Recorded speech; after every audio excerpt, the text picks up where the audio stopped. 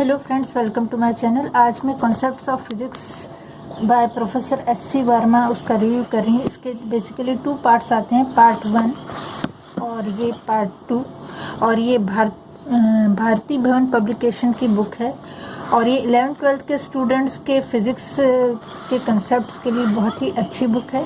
साथ ही जो students IIT JEE या मेन या फिर नीट की प्रिपरेशन कर रहे हैं उनके लिए फ़िज़िक्स को कंसेप्ट को समझने के लिए बहुत ही अच्छी बुक है। Professor S C. Verma IIT Kanpur के रिटायर्ड प्रोफेसर हैं और उन्होंने जो बुक लिखी है वो फिज़िक्स के स्टूडेंट्स के लिए बाइबल की तरह मानी जाती है। बेसिकली इसके 2 पार्ट्स हैं।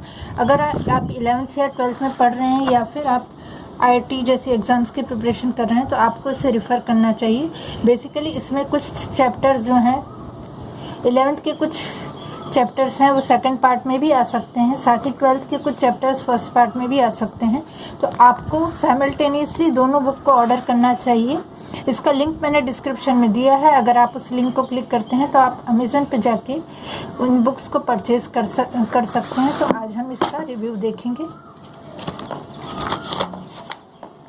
इसके फर्स्ट पार्ट में ये टेबल ऑफ कंटेंट्स में हम देखेंगे कि इसमें 1 बाय 1 सारे चैप्टर्स दिए हैं। तो बेसिकली फर्स्ट पार्ट में 22 चैप्टर्स हैं। ये इंट्रोडक्शन टू फिज़िक्स से स्टार्ट होता है, उसके बाद में फिज़िक्स एंड मैथमेटिक्स चैप्टर आता है। तो जो स्टूडेंट्स बायोलॉजी के हैं और वो फिज़िक्स पढ़ रहे हैं, जैसे नीट की प्रिपरेशन कर रहे हैं, तो उनको मैथमेटिक्स का उतना आइडिया नहीं होता है। वेक्टर्स क्या होते हैं, स्केलर्स क्या होते हैं, डिफरेंशियल कैलकुलस कैसे किया जाता है, मैक्सिमा और मिनिमा कैसे कैलकुलेट किया जाता है। तो इसका एक आइडिया दिया है इसमें, क्योंकि फिज़िक्स में बहुत से ऐसे मैथमेटिकल कैलकुलेशंस होते हैं, डिफरेंशियल होता है या वेक्टर स्केलर क्वांटिटी है, तो वो बायोलॉजी के स्टूडेंट्स के लिए उतना टफ होता है। इसीलिए उसका एक इंट्रोडक्शन इसमें दे दिया है। इसके बाद इसमें 1 बाय 1 चैप्टर्स हैं, जैसे rest and motion, the forces, Newton's law of motion, friction, circular motion. इस तरह से टोटल 22 चैप्टर्स हैं फर्स्ट पार्ट में। और सेकंड पार्ट में भी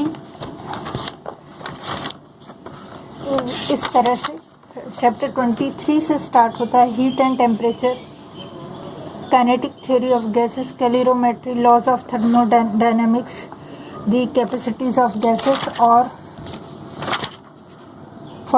लास्ट चैप्टर है chapter 47, the special theory of relativity. तो ऐसे टोटल 47 चैप्टर्स हैं दोनों पार्ट्स मिला के।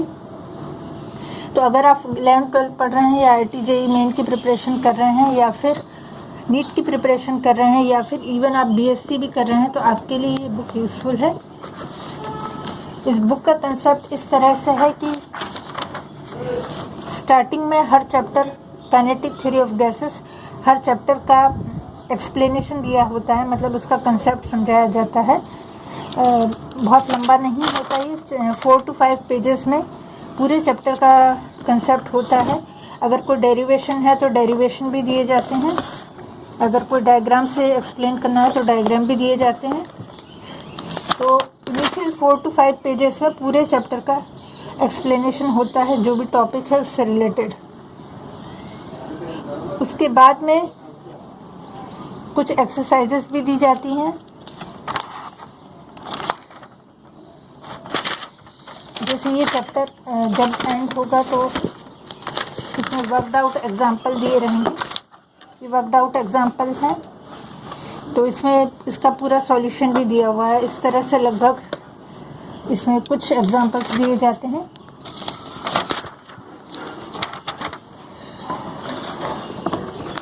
जब ये एग्जाम्पल्स कंप्लीट हो जाते हैं तो उसके बाद में इसमें short questions for short answers दिए जाते हैं। ये जो क्वेश्चंस हैं इस कंसेप्चुअल क्वेश्चन है, मतलब जो पूरा चैप्टर आपने रीड कर लिया है उसके बाद आपको उसका कंसेप्ट समझ में आया या नहीं, उसका एक टेस्ट है। अगर आप इसको सॉल्व कर लेंगे तो आपके जो कंसेप्ट हैं वो एक तरह से क्लियर हो जाएंगे या उनकी एक शार्पनिंग हो जाएगी, उसका एक टेस्ट हो जाएगा। तो ये भी आपको अटैम्प्ट करना चाहिए। अगर आप 11th या 12th CBSE कर रहे हैं या ICSE कर रहे हैं तो भी आप इसे रेफ़र कर सकते हैं।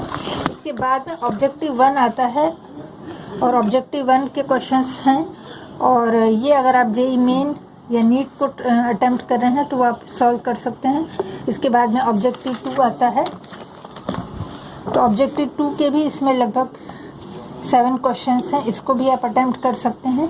उसके बाद में एक्सरसाइजेस हैं, जो एक्सरसाइजेस हैं उसमें कोई भी ऑब्जेक्टिव टाइप चॉइस वाले आंसर नहीं है, उसमें क्वेश्चन दिया है और डायरेक्टली उसको सॉल्व करना है आपको। तो जब चैप्टर कंप्लीट हो जाता है तो आंसर्स दिए रहते हैं, ये ऑब्जेक्टिव 1 के आंसर हैं, ये ऑब्जेक्टिव 2 के आंसर हैं, और इसके बाद में जो एक्सरसाइजेस दी हैं उनके आंसर हैं। तो इसमें पूरा सॉल्यूशन तो नहीं दिया है, सॉल्यूशन आपको ही देखना होगा, और लेकिन इसमें ऑब्जेक्टिव 1, ऑब्जेक्टिव 2 और एक्सरसाइजेस के आंसर्स ज़रूर दिए हुए हैं, तो वो आप वेरीफाई कर सकते हैं। इस तरह सेम प्रोसीजर पार्ट 1 में भी फॉलो किया गया है कि वर्कड आउट एग्जाम्पल दिए हैं, उसके बाद में आपको क्वेश्चन फॉर शॉर्ट आंसर दिए हैं, उसके बाद में ऑब्जेक्टिव 1 दिया है, ऑब्जेक्टिव 2 दिया है। सेम पैटर्न पूरी बुक में फॉलो कर लिया गया है। तो अगर आप IIT JEE दे रहे हैं मेन या फिर एडवांस, तो आपके लिए ये बुक ज़रूर सॉल्व करना चाहिए। इसमें जो चैप्टर का इंट्रोडक्शन दिया रहता है वो इतना उसका लैंग्वेज ज़्यादा टफ नहीं है। अगर आप नॉर्मल इंडियन इंग्लिश से वाकिफ़ हैं तो आप इसको आसानी से समझ सकते हैं। मतलब कि जो फॉरेन ऑथर्स की बुक है उसके कंपैरिजन में इसकी लैंग्वेज जो है वो थोड़ा सिंपल है। तो all in all it is a good book for 11th-12th students and वो स्टूडेंट्स जो IIT JEE मेन या एडवांस की प्रिपरेशन कर रहे हैं।